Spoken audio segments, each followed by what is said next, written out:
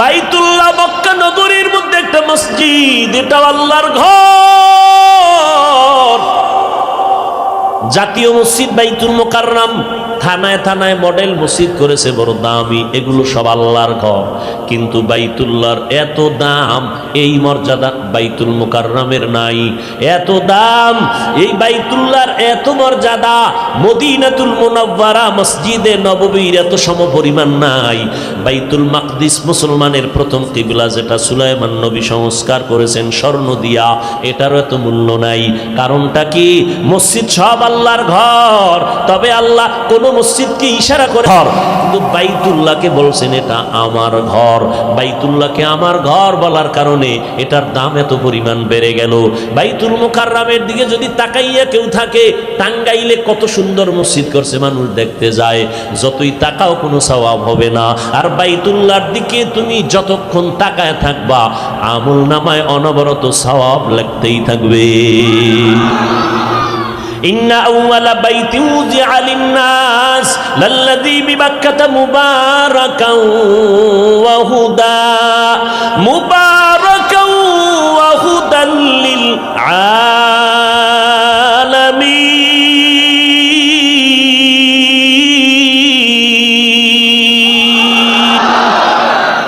আল্লাহ তাআলা বাইতুল্লাহ বানাইছেন গোটা দুনিয়ার মানুষের হেদায়াতের জন্য।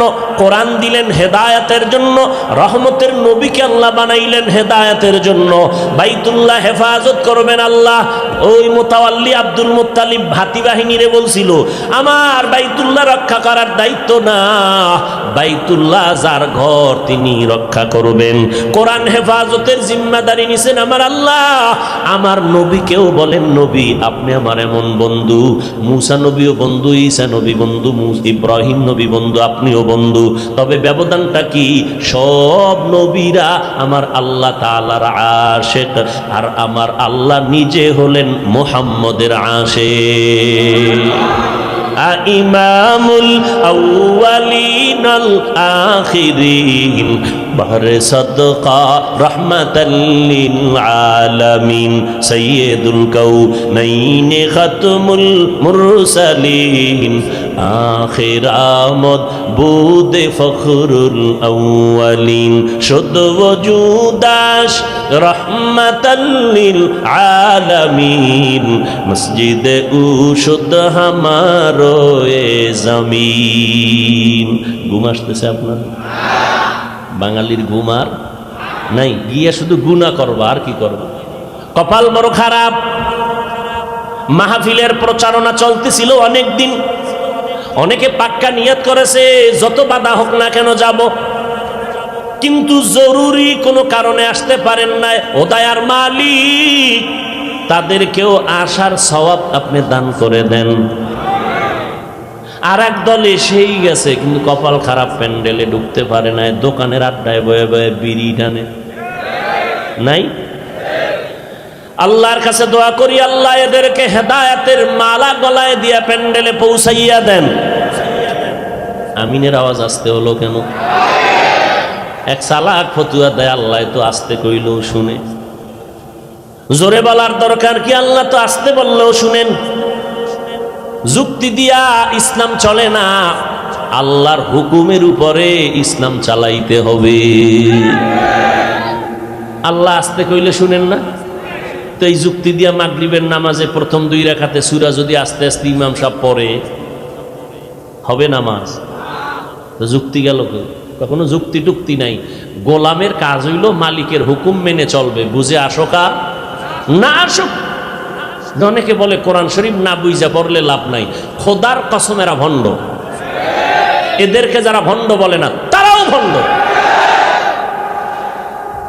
মাওলার কালাম বুঝার ক্ষমতা আল্লাহ সবাইকে এককভাবে দেন নাই। কেউ বলতে পারবে না কোরআনের শুরু শেষ আমি সব বুঝেছি, কেউ বলার ক্ষমতা নেই।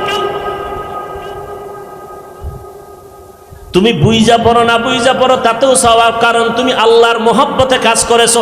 এটা এমন একটা কিতাব যে কিতাবটা তুমি খুইলা তাকায় দেখবা তাতেও সওয়াব। হাযা কালামু রব্বি, এ কোরআন বুকে লাগাও সওয়াব। এ কোরআনের আওয়াজ শুনবা তাতেও সওয়াব। আমি তেলাওয়াত করব, আপনারা শুনবেন, আমি যত সওয়াব পাবো সমপরিমাণ সওয়াব আপনারাও পাবেন। এটা এমন একটা কিতাব, ধরলেও বরকত, ছুইলেও বরকত, শুনলেও বরকত, দেখলেও বরকত। যারা কোরআন দেইখা দেইখা পড়বে এদের চোখের পাওয়ার মরণের আগে নষ্ট হবে না। তার মানে তারাবির ভিতরে দেইখা পড়বো। দেখছেন নি কারবার পেজগুলো কেমনে লাগায়, কোরআন দেইখা পড়লে বরকত। আমাকে বরিশালে এক ইমাম সাহেব তারাবির ভিতরে দেইখা দেইখা শুরু করছে, তাও এই কোরআন না, মিস্টার মোবাইল। দেখছেন নি মানুষ তারাবির নামাজে মোবাইল দেখে দেখে দেখে দেখে। চিন্তা করেন, এটা তো আপনারা ফেসবুক শরীফের যারা গোলামি করেন সবাই দেখছেন না, এটা রমজানে পুরা দুনিয়া গরম হয়ে গেছে, পুরা দুনিয়া গরম। নামাজে দাঁড়াইয়া আহা আহ, নামাজ ইমানের পরে প্রথম পরিচয় হলো নামাজ। মদিনার নবী বলেন বাইনাল আবদি ওয়া বাইনাল কুফরি তারকুস সালাহ। মুমিন আর বেঈমানের মধ্যে ব্যবধান হলো নামাজ। মুমিনেরা নামাজ পড়ে না, মুমিনেরা নামাজ ছাড়ে না। আল্লাহ কোরআনে চ্যালেঞ্জ দিয়া বলেন ইন্নাস সালাতা তানহা আনিল ফাহশাই ওয়াল মুনকার। নিশ্চিত নামাজ মানুষকে গুনাহের জগৎ থেকে মুক্তি করে নিবে, পাপ মুক্ত করে ফেলবে নামাজ। আজকে মুসলমান নামাজ পড়ে না, নামাজিরা সুদের ব্যবসা ছাড়ে না। নাই এদিকে নাই? যারা সুদের সাথে জড়িত এদের নামাজ কবুল হবে না, রোজা কবুল হবে না। সুদের সাথে যারা জড়িত 24 ঘন্টার সেকেন্ডে সেকেন্ডে সেকেন্ডে গর্ভধারিণী মায়ের সাথে জিনার গুনাহ লেখা হয়। নাউজুবিল্লাহ। ইয়ে না, আরো আস্তে করে বলেন। দেখছেন নি আমগোর সাথে কি আড়ি দিয়া বসে মানুষ। হুজুর গো উল্টা চলতে হইব, আস্তে কইলে জোরে কয়, জোরে বললে। আল্লাহ সবাইকে হেদায়েত দান করুন। মারাত্মক অপরাধ, মারাত্মক ক্যান্সার সুদ। সুদের সাথে জড়িত থাকলে কোনো আমল কবুল হবে না, হজ কবুল হবে না, কোনো ইবাদত কবুল হবে না। মায়ের সাথে 24 ঘন্টা জিনা করবে, গুনায় লিপ্ত হবে, আল্লাহ এর আমল কবুল করবে? এত সহজ? আল্লাহ এই ক্যান্সার থেকে গোটা জাতিকে হেফাজত করুন। ভাইরা আমার নবীর শ্রেষ্ঠত্বের অনেক কারণ। আমার নবী খাতামুন নবিয়্যিন, আমার নবী শাফিউল মুজনিবিন। আমার নবীর যত শ্রেষ্ঠত্বের কারণ আছে এর মধ্যে আর একটা কারণ হলো আমার নবী কাউসারওয়ালা নবী। ইন্না আ'তাইনাকাল কাউসার ফাসাল্লি লিরাব্বিকা ওয়ানহার ইন্না শানিআকা হুয়াল আবতার। আল্লাহ বলেন আমি আল্লাহ ও নবী আপনাকে দান করলাম কাউসার। আপনি নামাজ কায়েম করেন, কুরবানি করেন আপনার রবের জন্য। নিশ্চয়ই আপনার দুশমন যারা তারাই হলো নির্বংশ, তারাই হলো অপূর্ণাঙ্গ জিন্দেগির অধিকারী। আল্লাহ নবী মক্কাতুল মুকাররমায় বিচরণ করতেছেন। রহমতের নবী যার চেহারার দিকে তাকাইলে মানুষ শুধু না, জঙ্গলের পশু পর্যন্ত কান্না শুরু করে দেয়। এমন মায়ার নবীর চেহারার মধ্যে বরকত, একটা নজর দিয়ে তাকাইলে 7 দিনের ক্ষুধা নিবারণ হয়ে যায়। কেমন নবী আমার! আমি আলোচনা করতেছি কারণ এই মাস রবিউল আউয়াল মাস।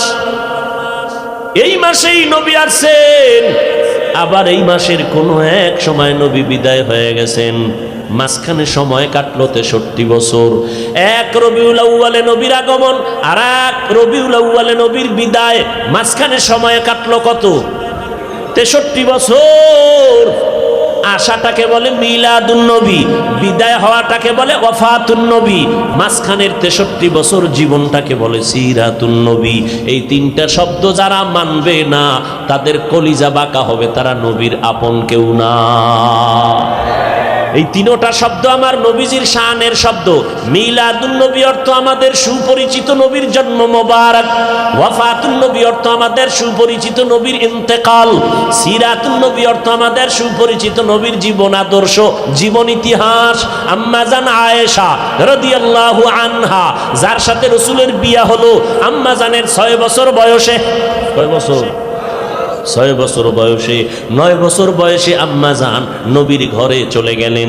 আম্মা জানের যখন 18 বছর হয়, আমার নবী জমিন থেকে বিদায় নিয়ে মদিনাতুল মুনাব্বারায় জিন্দা হালাতে নবী থাকবেন কিয়ামত পর্যন্ত, নামাজরত অবস্থায় আল্লাহর মারিফতের মজা নিতে থাকবেন। ক্বালা রাসূলুল্লাহি সাল্লাল্লাহু আলাইহি ওয়া আলিহি ওয়াসাল্লাম, আল আম্বিয়া ওয়া আহইয়াউন ফি কুবুরিহিম ইউসাল্লুন, সমস্ত নবীরা কবরে জিন্দা নামাজরত অবস্থায় আছেন, আল্লাহর মারিফতের মজা নিতে থাকবেন।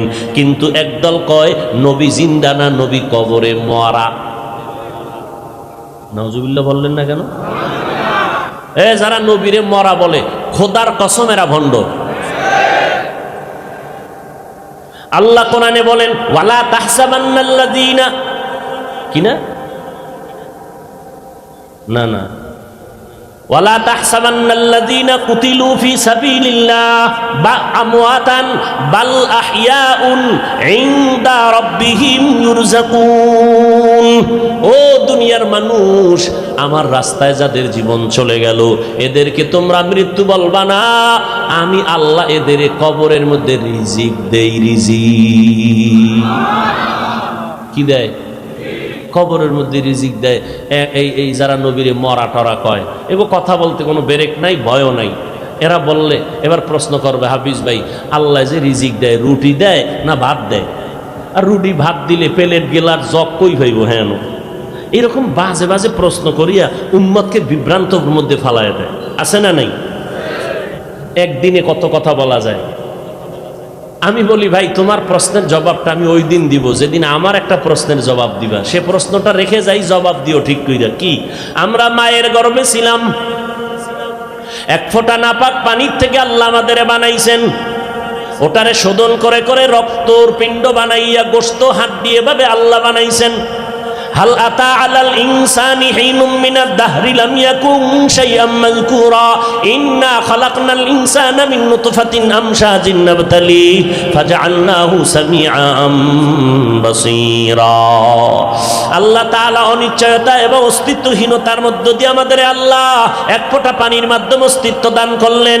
আল্লাহ রাব্বুল আলামিন মায়ের গর্ভে বানাইয়া ওইভাবে আস্তে আস্তে আস্তে আস্তে পুরো স্ট্রাকচার তৈরি করার পরে ওয়ালাকাদ খালাকনাল ইনসানা মিন সুলালাতিন মিন তিন সুম্মা জাআলনাহু নুতফাতান ফি ক্বারারিন মাকিন সুম্মা খালাকনান নুতফাতা আলাকা ফাখালাকনাল আলাকাতা মুদগা ফাখালাকনাল মুদগাতা ইযামা ফাকাসাউনাল ইযামা লাহমা সুম্মা আনশা'নাহু খালকান আখার ফাতাবারাকাল্লাহু আহসানুল খালিকিন।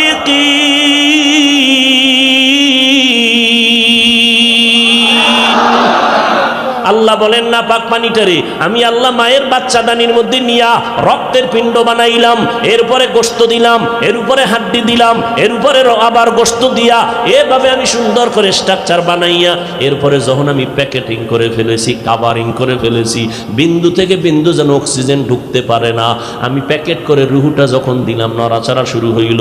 মায়ের গর্ভে বাচ্চার ক্ষুধা লাগছে, খানা দরকার, আমি আল্লাহ মায়ের গর্ভে খানার আয়োজন করছি। আমরা মায়ের গর্ভে জিন্দা ছিলাম নি? মরা ছিলাম? মরা না জিন্দা? জিন্দা থাকার পরে আমাকে ক্ষুধা লাগছিল নি? কথা কন না কেন?